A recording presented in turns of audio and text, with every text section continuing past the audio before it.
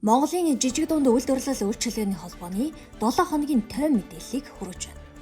Жил бүр уламжлал болгон зохион байгуулагддаг 90 хотын Хятад Монголын цагаан сарын үзэсгэлэн хөтөлбөрт 2026 оны 1-р сарын 16-наас 25-ны өдрүүдэд бүгд найрамдах Хятад ард улсын өөр Монголын өөртөө засах орны 90 хотод 7 дахь жилдээ зохион байгуулагдахаар товлогдлоо.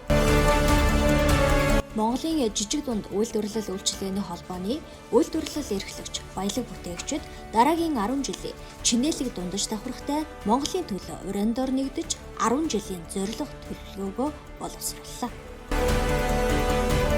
2025 онд засгийн газраас батлагдсан сүү бэлтгэл, сүүн бүтээгдэхүүний үйлдвэрлэл худалдаанд мөрдөх техникийн зохицуулалт 69 төр тогтоол 2026 оны 1 сарын 1-ээс хэрэгжиж эхэлнэ. Монгол улсын санаачилсан бэлчээр ба нүүдлийн мал аж ахуй эрхлэгчдийн олон улсын жилийн нээлт бүгд найрамдах Итали улсын Ром хотод боллоо. 2026 оны бэлчээр ба нүүдлийн мал аж ахуй эрхлэгчдийн жил болгох санаачлагыг Нэгдсэн улсны байгууллагын ерөнхий ассамблеэр 2022 онд баталсан. Монгол улсын ерөнхийлөгч Хурал Сүхийн бүгд найрамдах Итали улсад хийсэн альчлалын хүрээнд Монголын жижиг дунд үйлдвэрлэл үйлчилгээний холбоо болон Итали улсын жижиг дунд үйлдвэрлэл үйлчилгээний холбоотой хамтран ажиллах санамж бичиг байгуулсан. Уг санамж бичгийг Монголын жижиг дунд үйлдвэрлэл үйлчилгээний холбооны гүйцэтгэх захирал мөн хоёр хүлээн авлаа.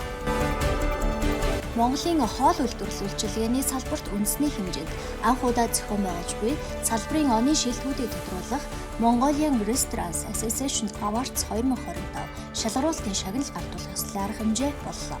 Энэ жил анх удаа 8 номинацаар зохион байгуулагдаж буй тус шалгаруулалт нь салбарын үйл ажиллагааны чанар, стандарт, инновац хэрэглэгчийн туршлагын шин шатанд хүргэх зорилготой салбарын оны онцлог үйл явдал боллоо.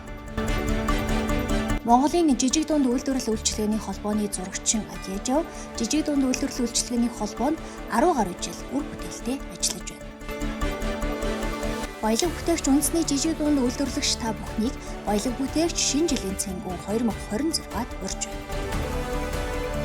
Монголын жижиг дунд үйлдвэрлэл үйлчилгээний холбооны Сүхбаатар аймгийн салбар хорооны 10 жилийн хүрээнд баялаг бүтээсэн 10 жил шинэ жилийн цэнгүүн боллоо.